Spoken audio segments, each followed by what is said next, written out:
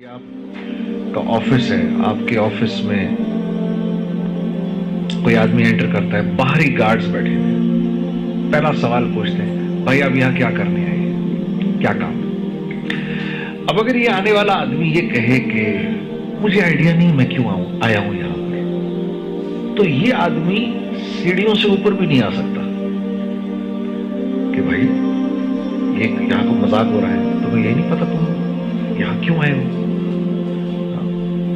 تو ایک آفس، ایک نارمل سا آفس، یہاں تو کوئی آدمی بغیر مقصد اور بغیر وجہ کے آ نہیں سکتا، تو اس کائنات کے اندر میں اور آپ بغیر وجہ کے ہیں، تو قرآن اس کو کیسے بیان کرتا ہے؟ تو قرآن کہتا ہے افحسبتم انما خلقناکم عبثا وانکم الینا لا ترجعون۔ افحسبتم، کیا سوچ رہے ہو؟ کیا تمہارا خیال ہے تم ایسے ہی پیدا کیے گئے ہو؟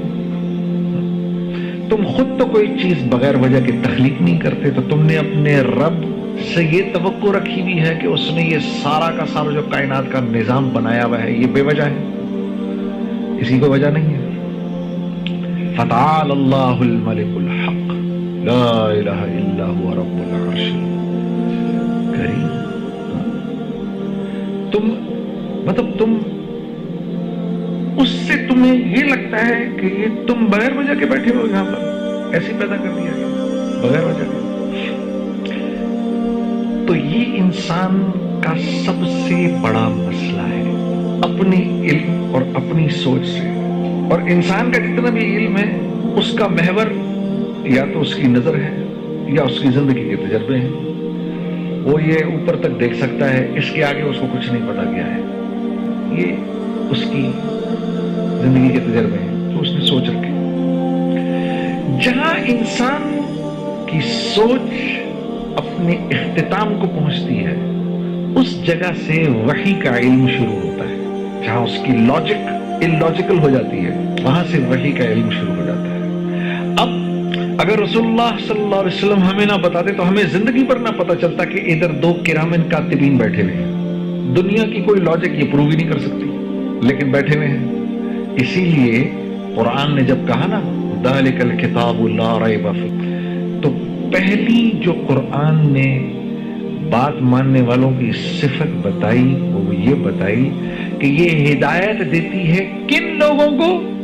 متقیوں کو، مدلل متقین، جو اللہ سے ڈرتے ہیں، صرف اس کو اس کتاب سے نفع ہوگا اور کسی کو نہیں ہوگا۔ جو اللہ سے ڈر رہا ہے اللہ اس کتاب کے ذریعے اس کو صراط مستقیم پر چلائے گا، ہر ایک نہیں چل سکے گا۔ اور ڈرنے والوں کی پہلی صفت کیا ہے؟ الذین یؤمنون بالغیب، یہ غیب کی باتوں پر ایمان لاتے ہیں، جن باتوں کو انہوں نے دیکھا نہیں ہوتا، غیب کی باتیں پر ایمان لاتے ہیں۔ یہ غیب کی باتیں ہمیں کس نے بتائیں؟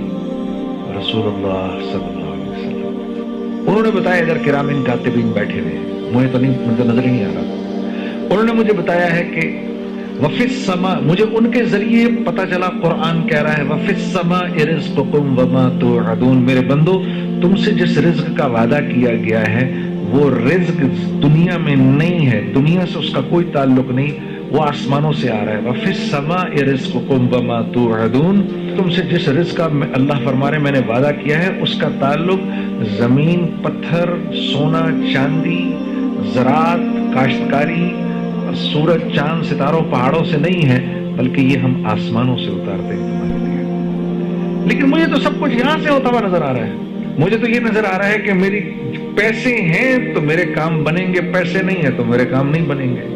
مجھے تو یہ نظر آ رہا ہے کہ میری یہ نوکری گئی تو میں تو تباہ و برباد ہو جاؤں گا، یہ نوکری میں چلتا رہوں گا تو ٹھیک چلتا رہوں گا، میری زندگی بنی رہے گی۔ مجھے تو یہ نظر آ رہا ہے نا، یہ ساری چیزیں مجھے نظر آ رہی ہیں، اس لیے میری زندگی کا ایک ایک لمحہ ان کے گرد گھوم رہا ہے،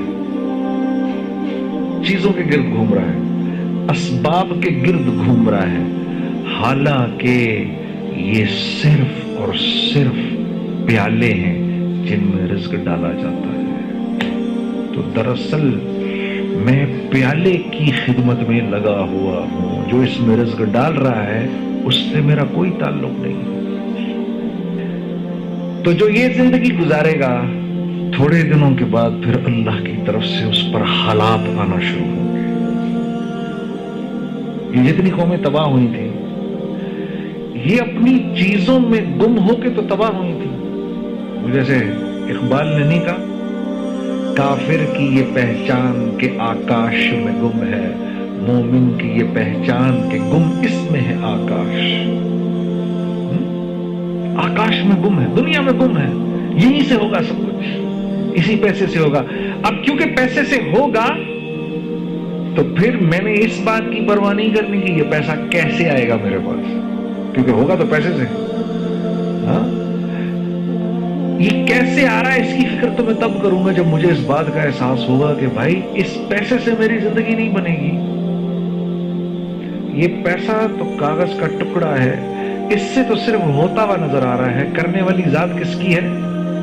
अल्लाह की। इसको कहते हैं ला इलाहा इल्लल्लाह। रेत का जर्रा रखता है, इनकी इतनी हैसियत भी नहीं है, करने वाली जात अल्लाह की है। तो फिर मैं क्यों अल्लाह के हुक्म को तोड़ूं? यही वजह थी कि जब जिब्राइल ने आके इब्राहिम अलैहिस्सलाम से कहा कि ये नमरूद तो आपको आग में फेंकने वाला है, तो आप कहें तो बचा लें आपको। तो पूछा कि मुझे तुम अल्लाह के हुक्म से आए हो या इजाजत लेकर आए? कहा जी हुक्म से नहीं आए, इजाजत लेकर आए। तो कहा नहीं, फिर तुम्हारी जरूरत नहीं है,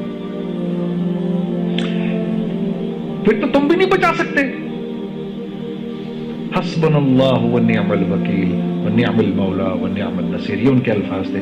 ये कहा कि जब उसने इनको मंजनीक से फेंका तो चले गए हवा के अंदर। उन्होंने कहा लोगों के करने से। तो जो ऐसा अपने अंदर ईमान रखता है, जिसकी ये सोच होती है कि करेंगे तो अल्लाह करेंगे, फिर अल्लाह उसकी मदद ऐसे करते हैं जैसे इब्राहिम अलैहिस्सलाम की कि बराह रास्त हुक्म दिया आग को, या नार, ए आग, कूनी बरदम व सलामन अला इब्राहिम। वो आग कि जिसके ऊपर से परिंदा भी नहीं जा सकता था, वो आग इतनी ठंडी हो गई कि इब्राहिम अलैहिस्सलाम को सर्दी लगी एकदम से। तो फरमाया सलामती वाली, तो फिर थोड़ी गर्म हो गई। और शोलों ने यूं ऊपर ऐसे आसमान पे से उनको वहीं से पकड़ा, यूं घुमा घुमो के नीचे लेकर आए। जो ये रस्सियां लगी थी उनको तो जला दिया, एक बाल भी यहां से नहीं जला। अल्लाह ने जिब्राइल को भेजा, उसने पर मार के वहीं पर आबशार और वहीं पर पानी और वहीं पर बाग और तख्त। अल्लाह रब्बुल इज्जत ये बताना चाह रहे हैं, जो मेरा बन के चलेगा मैं उसकी चीजों के बगैर मदद करूंगा। और ये इम्तिहान कब तक है? मौत तक। मौत तक, मौत तक अल्लाह के हर गैर की नफी करनी है। नहीं, इनसे नहीं होगा, ये नहीं, इससे कुछ नहीं होगा, करेंगे तो अल्लाह करेंगे। ये 100 तलवारें इसमें अल्लाह मुझे निकाल के ले जाएगा, ये नहीं कर सकती। ये तब मारेंगी जब अल्लाह का हुक्म होगा, वरना ये नहीं कुछ कर सकती।